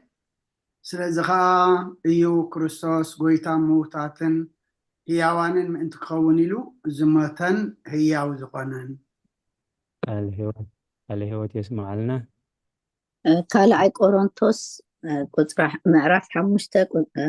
9 10 ብሓንሳብ እዮም ዘሎ ቁፅሪ 9 10 ነፍሲ ወከፍና ነቲ ብስግኡ ኩድ ከሎ ዝገበሮ ሰናይ ኮነ ወይስ እከይ ምእንቲ ክቕበል ኩላትና ኣብ ቅድሚ መንበር ፍርዲ ክርስቶስ ብግዲ ክንግሓድ ኢና ስለዚ ድማ ኣብ ስፍራና እንተስ ሃሊና ወይስ ኣብ ወፃኢ ንኡ ክንሐጉስ ንፅእት ኣሎና على هوت يسمع لنا الرأي لوقاس 1:38 سجريا سنه ማርያም ከዓ እነሆ ኣነ ባሪያ እግዚአብሔር ከም ተዘረባኻ ይኹነለይ በለት እቲ መልአኽ ድማ ካብኣ ሓለፈ ስለ ቃላቱ እግዚአብሔር ዝተመስገነ ይሁን الرأي ናይ መዝሙር ጊዜና በሲሕሎ ስለ ቃላቱ እግዚአብሔር ዝተመስገነ ይሁን نستعمكم المزمور نستعمكم الرأي حبتنا تمنيت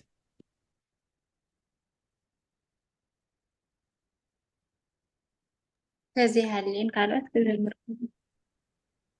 الرأي صبوا حسابي حبتنا تمنيت زمزرات تدالوا أنت اللين كدميا غهبان تبلا لما بفلاي زميرنا زين فلت لومي بمزمور نكزابير كنا ملوخو بمزمور نستقبلنا وعلت كنجلس بمزمور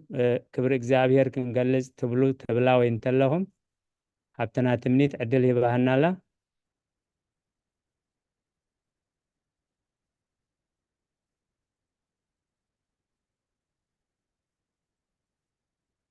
رايك أسئلة تمنيت حبتنا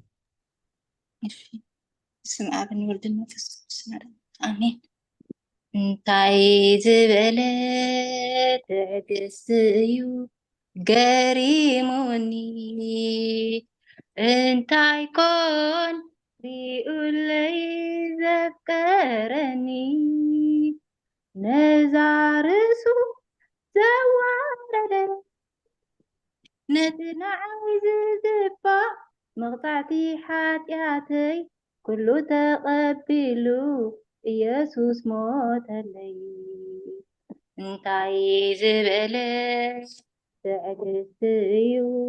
ገሪሙኒ እንታይ ኮን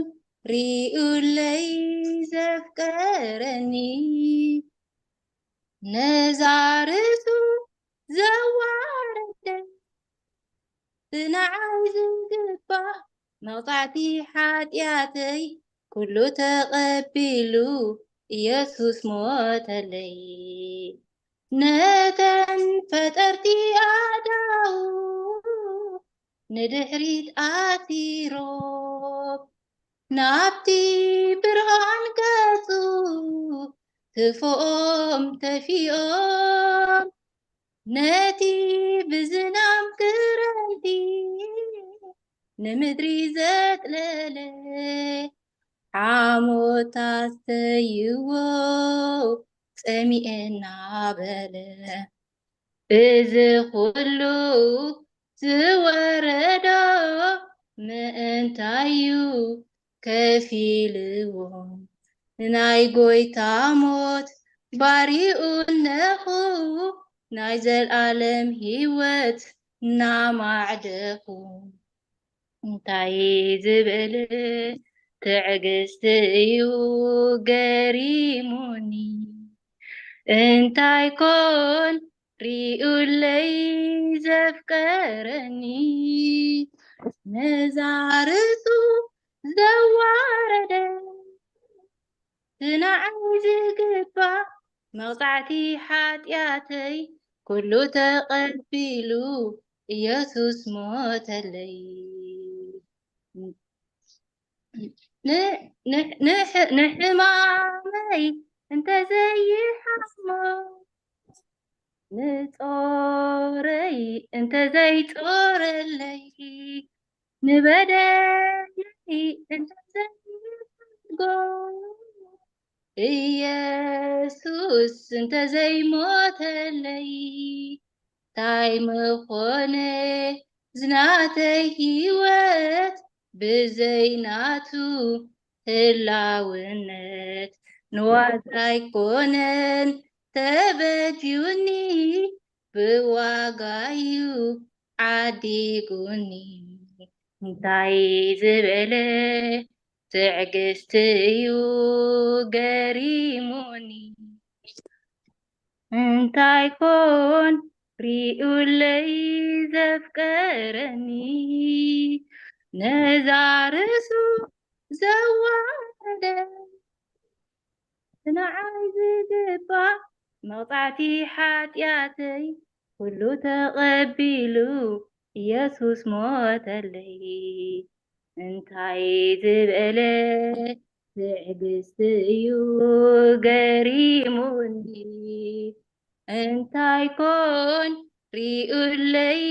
ዘፍቀረኒ ነዛርሱ ዘዋረደ ንዓይ ዝግባእ መቕፃዕቲ ሓጢኣተይ ኩሉ ተቐቢሉ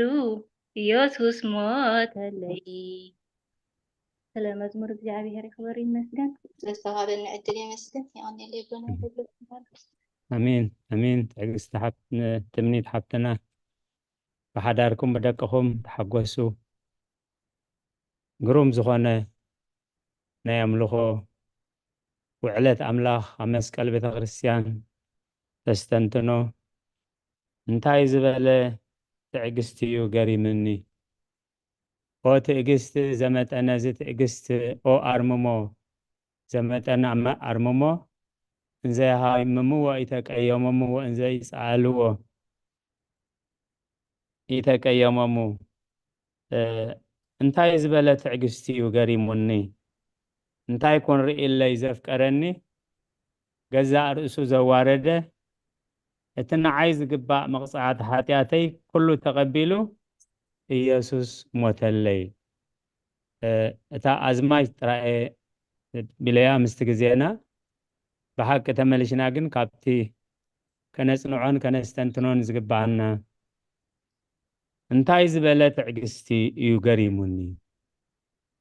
እንታይ ኮን ርኢለይ ዘፍቀረኒ ነዛ ርእሱ ዘዋረደ እቲ ንዓይ ዝግባእ መቕፃዕቲ ሓጢኣተይ ኩሉ ተቐቢሉ ኢየሱስ ሞተለይ بتعجزتو ኣብ ቅድሚ ጲላጦስ ምስ ቀረበ እዚ ገይሩ መቸም ዓለምና ናይ ፎርሙላ ክስን ናይ ፎርሙላ መሰኻኽርን ናይ ፎርሙላ ፍርድን ክትፈርድ ኣያጸግማኒ ከምቲ ሕጊ ሙሴ ልዕሊ 3 ዝኾኑ ክስታት ቀሪቡ ልዕሊ 3 ዝኾኑ መሰኻኽር ቀሪቦም ሰዓር ሰንበት እዩ ንቄሳር ግብሪ ኣይትኽፈሉ እዩ ዝብል بسنبت حمومات يفوس أنا نقوسي إزبل نحق موسى كفرسو يمسيو نزبيت مقدس أفرسوا بسلسة معالتو خطرسي كسور حي لنا نزخلو السخ أربلو خلو حنطق على يملساني توانجلاوي بحم إلونا يملساني إذا مسر آية إلاتوس تقرميل ኢየሱስ እቲ ገዛኢ ክሳብ ዝግረም ሓንቲ ቃል እኳ ኣይመለሰኒ እዚ ኩሉ ክሲ እንዳቀረበስ ሓንቲ ቃል ደመከላኸለ ክልሲ ኣይተቅርብኒ ኢኻ ምስ በሎ ንጲላጦስ እውን ኣይመለሰሉን ሽዑ ጲላጦስ እንታይ ኢልዎ ንዓይ ከይትምልሰለይ እንዲኻ ኣነ እኮ ክቀትለካን ክምሕረካን ስልጣን ኣሎኒ ምስ በሎ ካብ ላዕሊ እንደዘይተዋህበካ ኣብ ልዕለይ ስልጣን ይብልካን ብጣዕሚ ዘገርም እግዚአብሔር መስገን ኩሉ ግዜ ብውሽጥና ውዕለት ኣምላኽ ኣብ መስቀል ዝተገብረልና ውዕለት ንዓና ንሓጣን ንዓና ጸላእቱ ኮለና ሰቀልቱ ኮለና ብደሞ ሓጺቡ ናቱ ስለ ዝገበረና ክብሪ ምስጋና ይብጽሐዮ እንታይ ዝበለ ትዕግስቲ እዩ ገሪሙኒ እንታይ ኮን ርእዩለይ ዘፍቀረኒ ነዛ ርእሱ ዘዋረደ እቲ ንዓይ ዝግባእ መቕጻዕቲ ሓጢኣተይ ኩሉ ተቐቢሉ ኢየሱስ ሞተለይ እንታይ ዝበለ ትዕግስቲ እዩ ገሪሙኒ ሕራይ ህይወት ሓብትና ሮሜ 5:8 ሰዲዳልትና ኣላ ክተንብብያ ዶ ህይወት ሓብትና እሺ ሮሜ 5 ዲኹም ኢልኩም ኣቦና 5:8 ወሃና ሓብትና ሰዲዳታ 5:8 ግናኸ ንሕና ገና ሓጣን ኮለና ክርስቶስ ኣብ ክንዳና ሞይቱ እሞ ኣምላኽ እታ ፍቅሩ ንዓና በዚ የርኢ ኣሎ ኣሜን على هوت يسمعلنا حراي حبتنا هنا زمن أقلقلوت كبارخ زابير كل جزء بزوم دزي أتخذ بصراحة سلزلها جن كل جزء دا تخاطات الكي تتصديون كلها عب بركاتي ما بحدار كي بدك تحقوسي زمن أقلقلوت كبارخ زابير حراي أدينا من مرسارة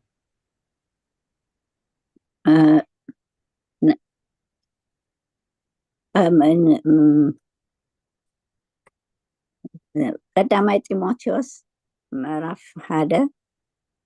ቁጥሪ 15 አንብባ አደነ ሕራይ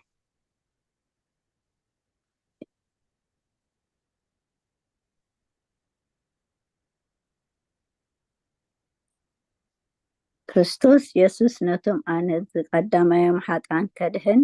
ከም ዝመጽእ እዚ ቃል እዚ እሙን እዩ ምቕባሉን ብኩሉ ግቡእ እዩ على هوت يسمع لنا ኣሜን حواري قدس باولوس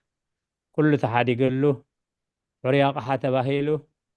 سالساي سماي مسبصحه زين غار مستريو مستملسون كاي ترفه نتوم انا از قداميام حاتياتنياي ብዙሕ ግዜ ካብቶም ነቢያት ዳንኤል ነህምያ እዝራ ህዝብኻ ከምዚ ገይሩካ ኣቱም ህዝቢ ከምዚ ገይርኩም ዝብል ሓሳብ ኣውፅኦም ኣይፈልጡን እዮም ኩሉ ግዜ ኣነን ህዝበይን በዲልና ሐዋርያ ቅዱስ ጳውሎስ ከዓ ኣነ ሐዋርያ ክስመ ዘይግባኣኒ ኣነ ምንኣስ ኩሎም ሐዋርያት እየ እንዳበለ ዝገልጽ ሕጂ ከዓ እንታይ ኢሉ ነቶም ኣነ ዝቀዳመዮም ሓጢኣተኛት ከድሕን ከም ዝመፀ እዚ ቃል ዝእሙን እዩ ምቕባል እውን ብኩሉ ግቡእ እዩ ቃል ህይወት የስማዓልና ኣዴና መምህር ሳራ آمين زمان أقلقلوت كني بارخ እግዚአብሔር آمين الراي ኣቦና عبتنا تمنيت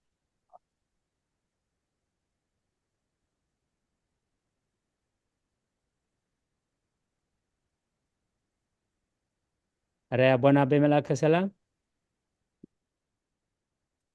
حرا أبونا أني ليس للتوهب النعدل أبا تنبيت إساياس معرف 53 قصري شوعته إتي مبزحته أنا إساياس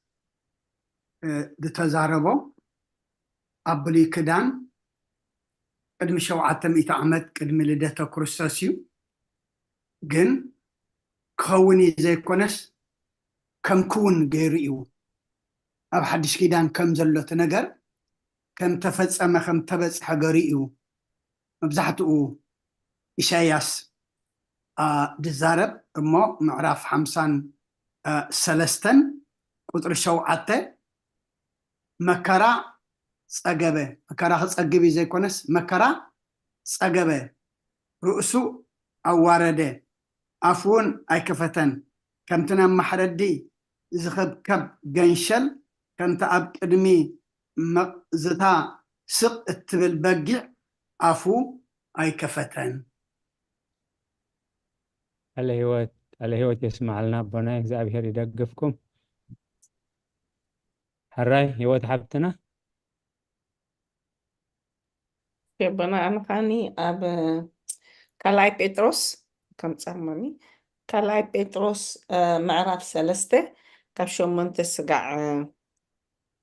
10 እያ ካልኣይ ጴጥሮስ الراي أنبذيا ወኸምፃ የምፃእ ኣለኹ ቦን ሓሳብ الرش ጴጥሮስ ኦኬ ካብ 3 8 ስጋዕ 10 ኦኬ ግና ኸ ኣቱም ፍቑራተይ ካብ እግዚኣብሔር ሓንቲ መዓልቲ ከም 1000 ዓመት እውን ከም ሓንቲ መዓልቲ ምዃኑ እዛ ሓንቲ ነገር እዚኣ ኣይትሰወርኩም ጎይታስ ኩላቶም ናብ ንስሓ ክበፅሑ እምበር ሓደ እኳ ክጠፍእ ዘይፈቱ ስለ ዝኾነ ምእንታኹም ይዕገስ ኣሎ እምበር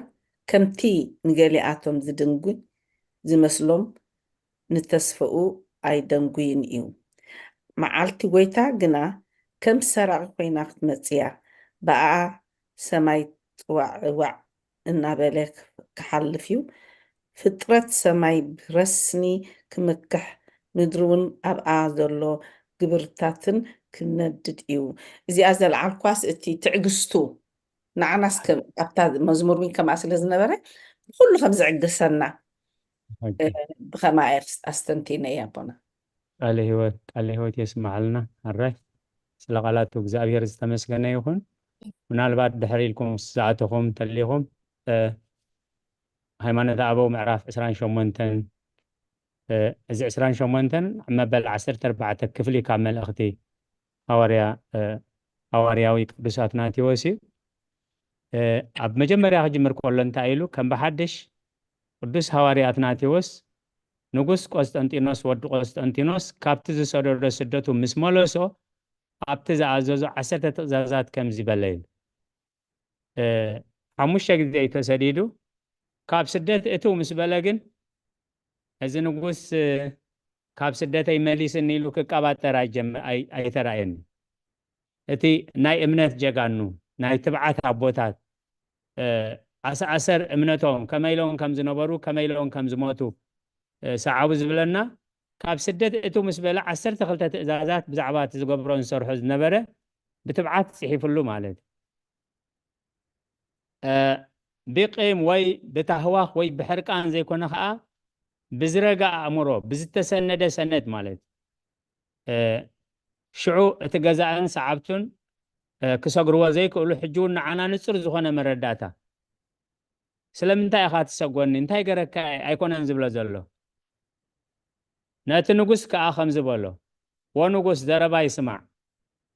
ሕጂ በጃኻ ስምዓኒ ስለዝፈታሕኻኒ ካብ ስደት ስለዝመለስካንስ በቃ ይቐኒየለ የመስግነካ كما عينت ناي قبطبط وانجيل اي مهرونان ولدنا مالتي اسروم يتلل زرباي سماعيل سلوس قدوس فطران زي مخانوم اب نقيا زتغابو قدوسانا بوتات زصنعوي ازناي نقيا زتقصو زلو انتاي ابو نيقديموس ابتو على مسنبره قدح نايت حق نايت وساني هيبمو ابيت منغست تقميطلوي حجي كتريون تدليها ابيت منغست ناي ابوخا حجي سخاوريش كيا زلها اولو يزبلو زلو بزعبا تقنعتي هايمانوت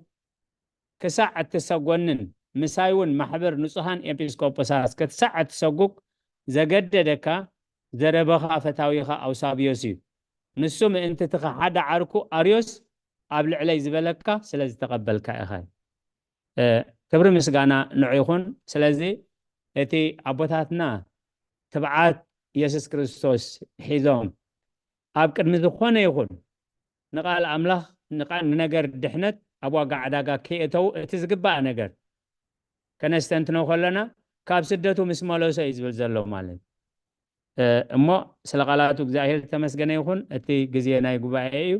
ካብዚ ናይ ሎሚ ዘስተንተናዮ ዝተረዳእናዮ ተወሳኺ ሓሳባት ሃናፅቲ ሓሳባት ከምኡውን ዓዛ ኣይተረዳእና ንብሎ እንተሎ ናይ ጉባኤ እዩ እቲ ጊዜ ናብ ጉባኤ የወፍዮ ኣለኹ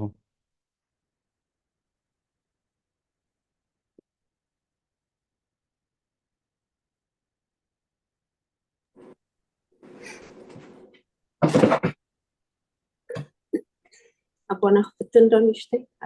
الرئيس بو حتنا رجل اللي تحجزوني تخلوا لكم أنا سكرت نجار أستنتينري أبزرنا لهم شيء تمرتنا تعمل جمهورية زي حاجة قلت وارد صنعكم قال إتخابتها أنا زنبوب كوا ونجيل ماتيوس كالعصر شوعات تسكع عصران حموشتن دنبرد زابير ويتانا يسكرستس نقول لهنا كم زتصور عنا ግን ገሌና ብደይ ምስተውዓል ገሌና ዕሽሽ ብምባል ብዙሕ ነገር ከም ድሓልፈና እሱ ስለ ዝኾነ ኢኻ ኣብዚ ኩሉ ሽግር ወዲቕና ዘለና እምበር ኩላህና ፅዋዓት ኢና ብእግዚኣብሔር ኩላህና ሕሩያት ኢና ግን ብደይ ምስተውዓልና ወይ ብሸለልትነትና ኣብ ኩሉ ብዙሕ ፈተነ ንፍትን ንምሳሌ እዩ ኣቦና ከም ዝፀሓፉ ኣቦና ኣትናቴዎስ እቲ ትብዓቱ ምስተውዓል ስለ ዝሃቦ እዩ በታ ሓቅነቱ ብደይ ምፍራሕ ብድፍረት ንንጉሱ ዝኣክል ክምጉቶ ጠጠው ኢሉ ዋላ ተሰጊጉ ተሰዲዱ ተመሊሱስ ስቲል ኣብ ኣብታ እምነቱ ፀኒዑ ክምጉቶ ከም ዝኽኣለ እስካዕ መጨረሻ እቲ ደይ ምስተውዓልናቶም ፅዋዓት ከኣኒ እዞም ገፈፍቲ ዓሳ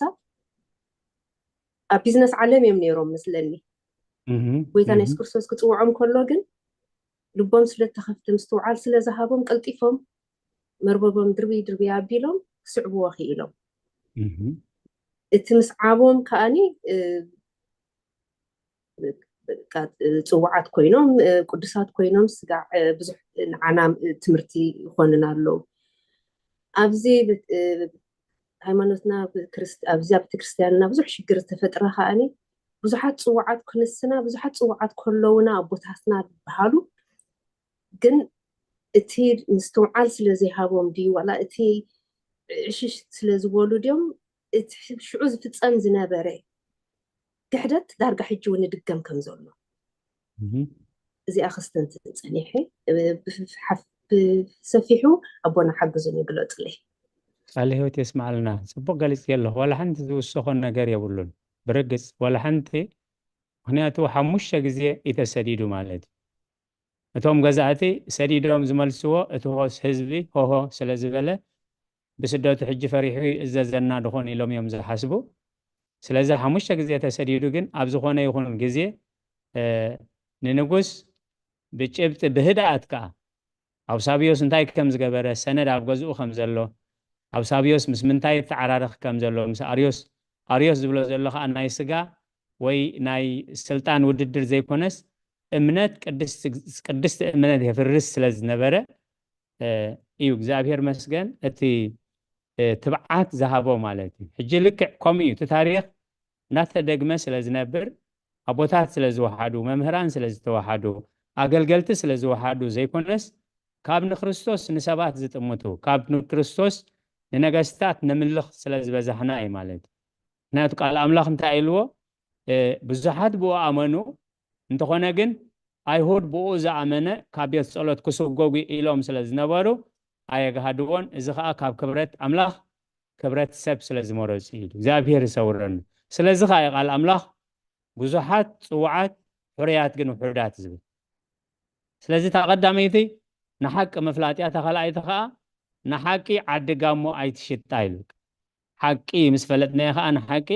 ኣብ ዝኾነ ይኹን ክነብረሉ ብዝኾነ እቶም ዝፈርሑ እቶም ኣንጻር ቅዱሳት ናቴዎስ ዝነበሩ እውን እኮ ካመማቶም ኣይተረፎምን ሕጂ እውን ታሪክና ኢና ነባላሽ እምበር እቶም ኣብ ሓቂ ጠጠው ዝበሉ ዋላ ይሳቀዩ ዋላ ይሰኣሰሩ ዋላ ይግፍዑ ሓሊፎም እቶም መከራ ከይወርዶም ንሓቂ ዝረገፁ ከዓ ሰሙን ይሓልፉ ኣለዉ ማለት ንሕና እውን ክንሓልፍ ኢና እሞ ናይ ብሓቂ ዓብ ነገር ይክስተንቲን ክረዘነት ሓብትና ነዛ ኣስተንቲና ኣለሙ ከዓ ኣብ ትብዓት ክንነብር ኣብ ልዕሊ ዝኾን ቅድሚ ዝኾነ ይኹን ንሕጊ እግዚኣብሔር ንቃል ኣምላኽሲ ቅድሚ ኩሉ ክንሰርዖ ከም ዘለና የማነ ፀጋም ከይጠመትና ኖ ከምዚ ተይለስ ከምዚ ክብሉን እንዲዮም ከምዚ ተይለስ ከምቲ ናይ በዓላት ናቴዎስ ስደት ኣይኮነን ሎሚ ንእሽተይ እታ ዝልጥፍዋ እሳቶም ነብሩ ዝብልዋ ተሃድሶ ትብል ቃል እያ እግዚኣብሔር መስገን ከምቲ ቦታትና ዝብልዎ ከይንኸውን እምበር ከይንበሃል ፈሪሕና ይንፈልጥን ኢና ይብሉ ነይሮም ከይንኸውን ኮይና ከይንርከብ እምበር እዚኣ ኣቦና ብመልኣከ ሰላም ክድግፉን እዮም ሓንቲ ጓል ቤተ ክርስቲያን ናየና ኣብቲ ፅንኩር እዋን እዞም ደቀይ ከይንኸውን ኮይና ከይንርከብ እምበር ከይንበሃል ኣይንፍራሕ ዝበላ ኣቦና ዝያዳ ክሕግዙን ክሓትት እየ ቃል ሂወት የስማዓልና ሓብትና ረዘነት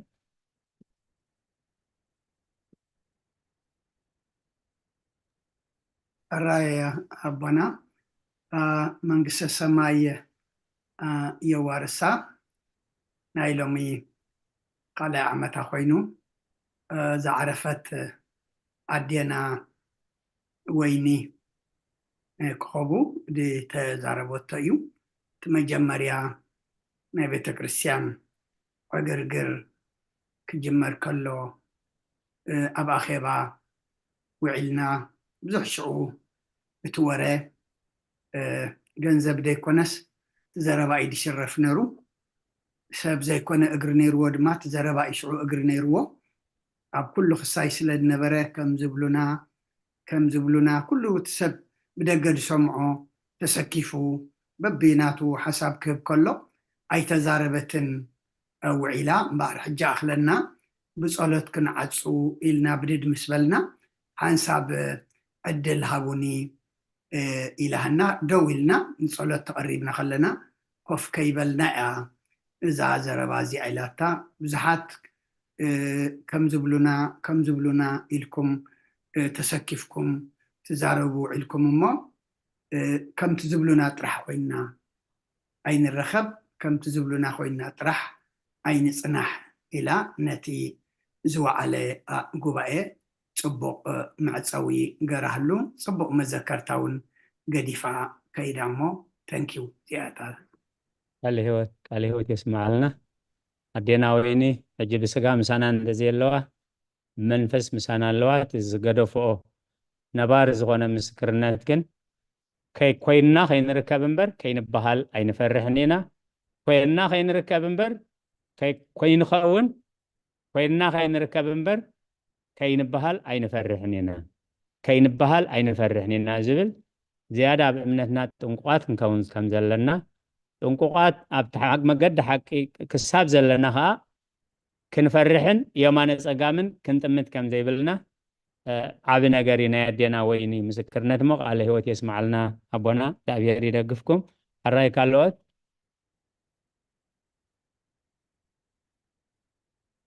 ካብዚ ናይ ሎሚ ዝተምሃርናዮ ዘንበብናዮ ዘስተንተናዮ ንጉባኤ ሓጋዚ ዝኾነ ጠቃሚ ዝኾነ ሓሳባት ርእቶታት ወይ ዘይተረዳእና ሕቶታት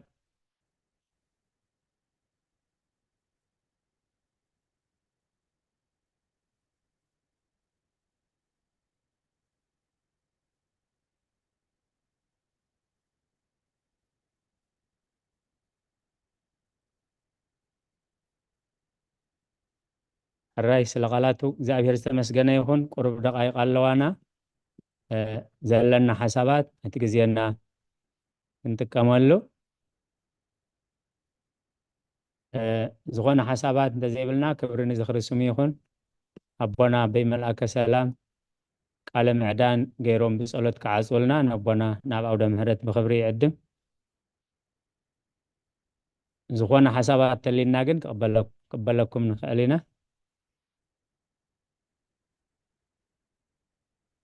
رأي أبونا زغنا ملك تايرين اللهم ناباهم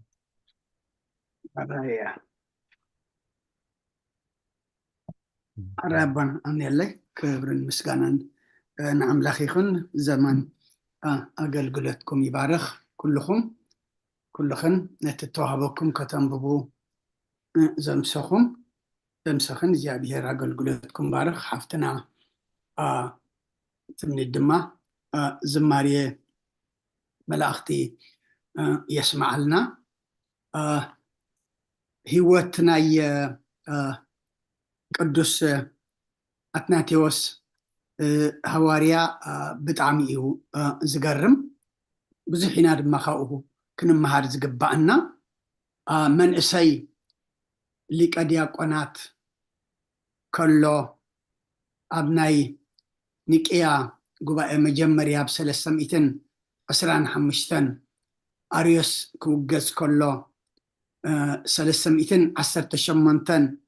أبتأكبلو أبوتات صحافي ويدما قالو قبائي حازي زنبري أبو إنرو أبتأوانتي من إسائيو نرو دحري إقنا ناب بسنا ناب بطرياركنا الدما بزيحو دارقا أبتي بطرياركنا 4 عمت زقبرأيو جن إتا 4 عمت جن كل بمنتا إنرون تدعيلنا كمتي أبونا خبل ما نتصنحو بمأسرتي بسدات بمقفعتي يو نيرو سدات بزيحني مأسرتي كبيدني قفع دما بزيحني إلوغن إذا قدس أبوزي كاب علامو نيمان نسأقام أيبلن وقادة أب حد أوان انت أمي لمو كمزي حقس ببز حساب تقلت حق دما بيجاوتا راح كم تقلت زمسلم زنبارو حجي انتاي كتقبريخا عالم ملو أنصاركا تسيئة مسبلوو أنا نبيني دما نعلم أنصارا إيه إلو كبرنا أملخ يكون نمان انتاي سلازة حزائيو حق سلازة حزائيو حق دما منيو كريستوس إيو لومي كمزي أبوتات يدلينا كنركبون كنسلق بقنا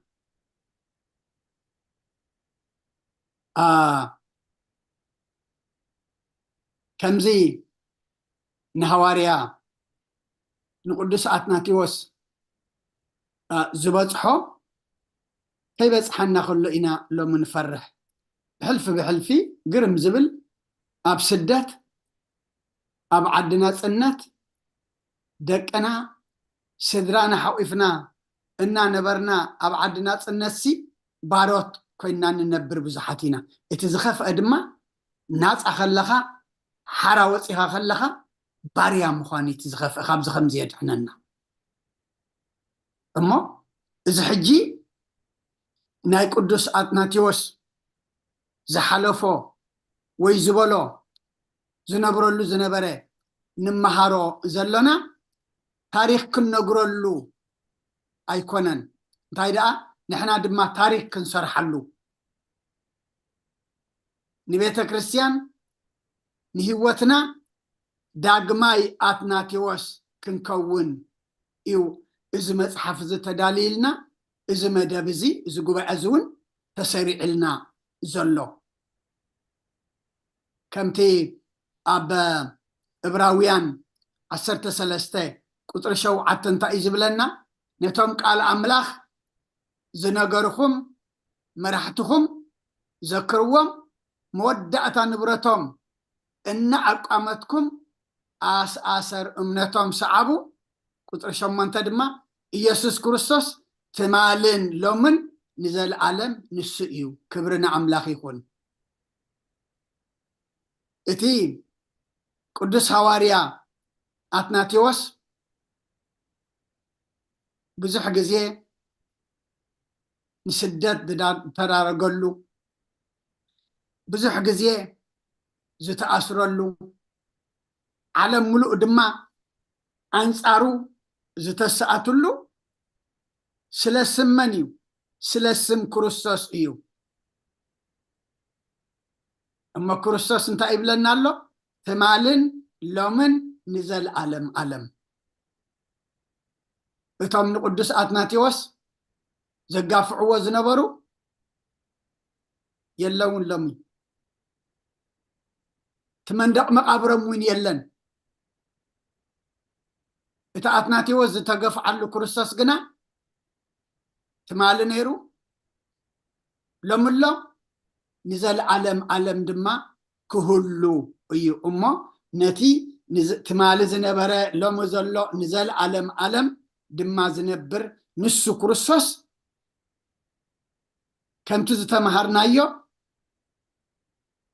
ከምቲ ናይ አትናቴዎስ ኢልና ነጽንዖ ዘለና እምነት ናይ አትናቴዎስ ዘኪርና መወዳእታ ንብረቱን እምነቱን ድማ ከነቋምት እሱ ዝሓለፎ ድማ ክንሓልፍ ኣሰር እምነቱ ድማ ክንስዕብ እዩ እጂ እዚ እንመሃሮ ዘለና ቃል ከምቲ ኩሉ ግዜ ዝበሃለና ንዓና እዩ አትናቴዎስ ክንኮኖ ይደልሉ ኣምላኽና ሎሚ ትማልን ሎምን ንዘለዓለም ዝነብር ክርስቶስ ንሱ እዩ ዝበሃል ዘሎ ናይ ዘመንና ንሕና ድማ ታሪክ ክንገብር ሎሚ ሓቂ ብምንታይ ክትግለጽ ትድለ ዘላ ብዙሓት ኣለዉ ድዮም ብዙሓት ስዕብዎም ኣለዉ ድዮም ወይ ብዙሓት ክተሉኒ ኣለዉ ድዮም ኳሊቲ ዘይኮነስ ኳንቲቲ ዝድለየሉ እዩ ዘመን እሞ ንሕና ድማ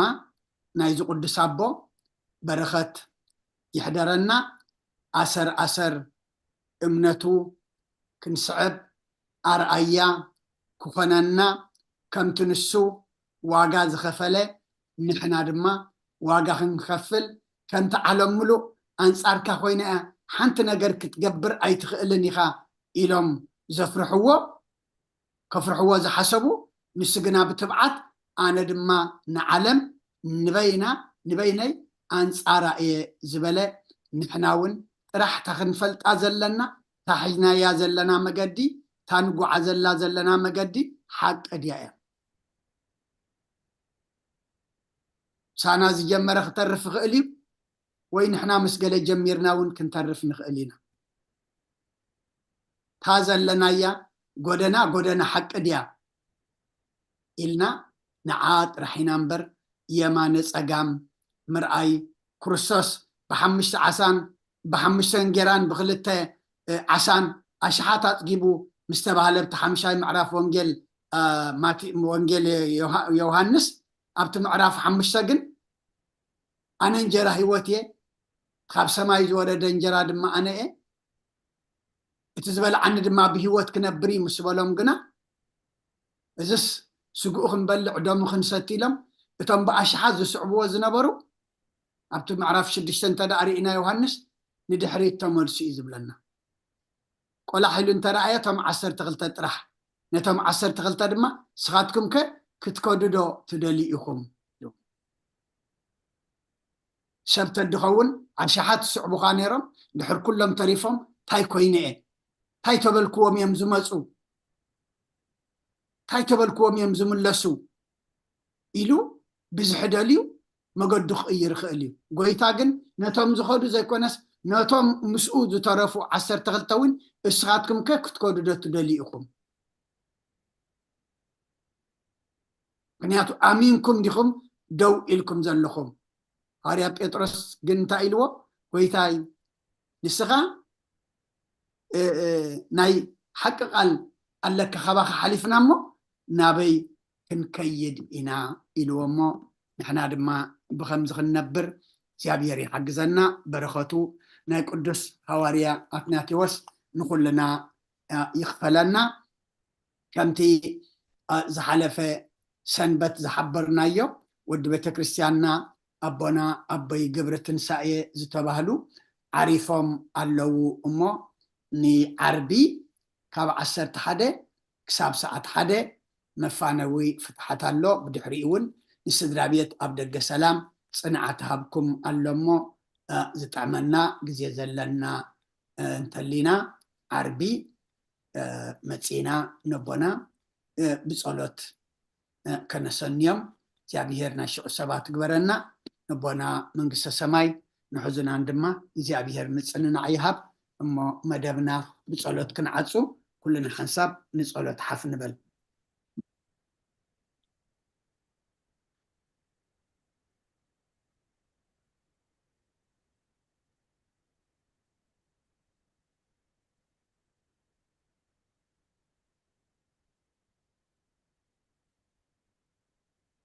سمع ولد ومنفس قدوس هذا أملاك أمين من سلام صلوات كم بحدش كل نزحز እግዚአብሔር አብ በጎይታናን መድኃኒታን ኢየሱስ ክርስቶስ እንልምናለና من سلام دحنت ندعو كل زغنت قدس ቤተ ክርስቲያን እንልምናለና ኣብ ልዕሊ ህዝብን ምእመናንን ብዙሕ ሰላም ብክብ ኩሉ ሰላም ስልጣን ዘለዎ እግዚአብሔር አምላክና እዩ من سلام ጸልይ ብሰማያት ትነብር አቦና ስምካ ይቀደስ መንግስትኻ ትምጻእ ባርካም ታብ ሰማይ ከም ድማ ምድሪ ይኹን ዕለት መግብና ለማህበና ናን ዝበደልና በደለም ከም ተሓደግናሎም በደልና እንሳና እንደገልና ከክፋ ድሕነና እምበር ፈተና ይትእትወና መንግስትን ኃይልን ክብርን ዘለዓለም ናትካ ኢማ አሜን أوزت يا مريم بناء قدس جبريل ملا سلام لك له حلنا خدنقلي خي بسقاخون دنقلي خي أدي جابير طبات قويتا سراوي سلام لك له الشركة أن السبرختي خي فركر سوم برخي وملت تسقى جابير مساقي أوفيس تدس ولكي حتى أتنافسر لنا نفتور دقي يسكر ساس من تانا محرات لمن لنا أمين ونقول لتحج جابير نلبنا كان مال كان لنا ونقول سلام هبلنا كل يبقى أخم أو جابيرات لنا سقى خو نفسلنا جكان نفت بعد أملاخ بلنا قدسم كان سمن صوعنا لنا أبسما يزل خان سلام كعبل نفس كلنا عدل أبز عالم زين وارنا بسلام حلو كل ما راح تنسب السلطان بقدسم كسلام حبهم أبزريانا نزل مكان تعذب كمخراق أم تاونا نوزانا نزل قراوتنا بقول سلام حلوهم بودعون بعنويت كنبرن كل سنة يملك خدمة نأخاني جابير بنفرح بياونا كنكبن كرساس مسؤول مسمن فاز قدسم سجانا صنعتهم بوزلك لمن كل ساعة نزل علم أمين أرى أملاك محرن قرب هذا أملاك ربلن ساعات ما عالت زبارك لنا قدس الجابير أملاخنا ساعات زامش الزيادة ما بارك لنا منفس كامر حنا حيل خادق قفلنا ورنا حديقات عرقنا كم محرد كم برك كم بدلنا يتخيدنا ودسم مودعته انت تصبق اي مودعته كلنا تصبق لنا صلنا يصلى السخاء تقبل لنا كنا مهارت انا احنا قال كادما أملاخنا نقدس آتناتي وسكن مسللو أب زمننا دما داقماي آتناتي وسكن كونو لسخ حق زنا صومنا بارك لنا قدس لنا صوم زي أملاخنا أمن السحانة بقربان زبك صومن صلاة مسوائن قبر لنا ودو توسعينا خابرهانة تنسى أخذ ما بدحنا سلامة بصحنا أبزا سعد زيئة أب حمام أب كانزا أب سقايا مكرا أب تميات أب سمئي أب بيت مأسرتي أب سلمة زلو أب إهنتا زلو زحات اللو مجابير أملاخنا نقول لما كم تزليهم غيركا فوسهم حراوت أيام دبسهم وفرود حنيت والناس قشوا دحن ملسلنا ولدنا يوم كلهم باركا قدس كعبيلنا بسانا وعلكا خانا مسكنكا بسانا تحضر ما نمعوكا بنا يدينا قدس رنجل مريم مالادنت بنا ملاقت ترادعنت بناي نبياتنا هورياتنا صادقان سمايتاتن ጸሎታይ ትፈለየና ከምተና هوريات ዝመሃርካዮም ኣብ ሰማያት ትነብር ኣቦና እናበልና ንጽዋዓካ ኣለና ስምካ ይቀደስ መንግስትኻ ትምጻእ ፈቃድካ ኣብ ሰማይ ከምኡ ድማ ምድሪ ይኹን ንዕለት መግብና ለመሃበና ንሕና ንዝበደሉና በደሎም ከም ዝሓደግናሎም በደልናን ዓሳናን ትገልና ካብ ክፋድሕነና እምበር ኣብ ፈተና ይተእትወና መንግስትን ሓይልን ክብርን ንዘለኣለም ናትካ ኢማ ኣሜን ወዝትየ ማርያም ብናይ ቅዱስ ገብርኤል መልኣክ ሰላምታ ሰላም ለክለኹ ሕሊናኸ ድንግል ይኹ ብስጋኹ እውን ድንግል ይኹ ኣደ እግዚኣብሔር ፀባኦት ጎይታ ሰራዊት ሰላም ለክለኹ እስኺ ካብ ኣንስቲ ብርክቲ ኢኺ ፍረ ከርስኹም ብርኺ ወምልእተ ጸጋ እግዚኣብሔር ምሳኺ እዩ ወፍስቲ ደስ በልኪ ኃጢአትና ክሰሪየልና ነፍት ትወድኺ ኢየሱስ ክርስቶስ ምእንታና ምሕረት ለምንልና አሜን ይፍታህ ወይ ሽረይ ሲኖ አምላክን ሙዳን ኢየሱስ ክርስቶስ ካን ከና ሰሪ ኃጢአት ደምሳሲ አበሳውል ለብሩ ከሳቴ ብርሃን አንቱም አውየ ከናት አውየ ዲያቆናት ኡራን ሳሪጎ ጸናት በበስምክሙ ኩንፍታኑን ጻህነ ይረሰንስ ኩሏን ሰማያት ዚዮ መሐረነ ክርስቶስ መልዓሰት ተኽልተ ዚዮ መሐረነ ክርስቶስ ዚዮ መሐረነ ክርስቶስ ዚዮ መሐረነ ክርስቶስ ዚዮ መሐረነ ክርስቶስ ዚዮ መሐረነ ክርስቶስ ዚዮ መሐረነ ክርስቶስ ዚዮ መሐረነ ክርስቶስ ዚዮ መሐረነ ክርስቶስ ዚዮ መሐረነ ክርስቶስ ዚዮ መሐረነ ክርስቶስ ዚዮ መሐረነ ክርስቶስ ዚዮ መሐረነ ክርስቶስ كمون بنت أجزتنا مريم مهارنا كرسوس مل عصر تخلته بنت أجزتنا مريم كرسوس بنت أجزتنا مريم كرسوس بنت أجزتنا مريم هارنا كرسوس بنت أجزتنا مريم كرسوس بنت أجزتنا مريم كرسوس بنت أجزتنا مريم هارنا كرسوس بنت أجزتنا مريم هارنا كرسوس بنت أجزتنا مريم هارنا كرسوس بنت أجزتنا مريم هارنا كرسوس بنت أجزتنا مريم هارنا كرسوس بنت أجزتنا مريم هارنا كرسوس بنت أجزتنا مريم هارنا كرسوس سجى بيتنا يسوع كرسوسن فقر جاب هي ربون حبرت منفس قدسن قبل علينا قبل على كلكم قبل على الزبيات زين أصفن دربن كوين يورد كبرن مسجانان نعم الله يخون بروح مشات يقبر لنا كلكم زمن أقل قلتكم يبارك آمين قال هو تسمع لنا بوتاتنا سكالا ناخم يخون آمين እግዚአብሔር ዝተመሰገነ ይኹን كلكم ህዝበ እግዚአብሔር ነዚ ቅድስት ቤተ ክርስቲያን ትህቦ አገልግሎት በአንቃድዎን ብጥባትን ክትከታተልዎ ዘምሰኹም ርሕሩሕ እግዚአብሔር አምላኽና እቲ ብሕቡእ ዝርኢ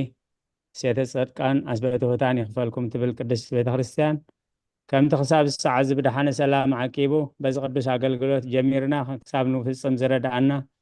ዝደገፈና ዝመራሓና ቅዱስ እግዚአብሔር አምላኽና አምላኽ ቅዱሳን ኣቦታትና نزمت جوابنا خاب دحنا سلام عقيبو بخمس خنجابا نا إجزابير قدس فغادي هنالنا سلام ليتي نتوم ليتكم زخانة نتوم معلتكم زخانة السلام معلتي بسلام الرغبنا آمين قال هو تسمع لنا بوتاتنا كلكم دحنا تسمع لنا دحنا درو آمين سلام ليتي برغ ليتي أقول لك ميبار عبوتاتنا آمين آمين نقول لهنا دحن هدرو ስለዚ ነበረና ናይ ትምህርቲ ጊዜ እግዚአብሔር ተመስገነ ይኹን ቃል ህይወትና ብሩኽ آمين እግዚአብሔር ይመስገን ቃል ህይወት መሐልና ብሩኽ ለይቲ ኩልኩም آمين سلام ليتي نقول ቃል ህይወት ይስማዕልና ብሩኽ ለይቲ አብነ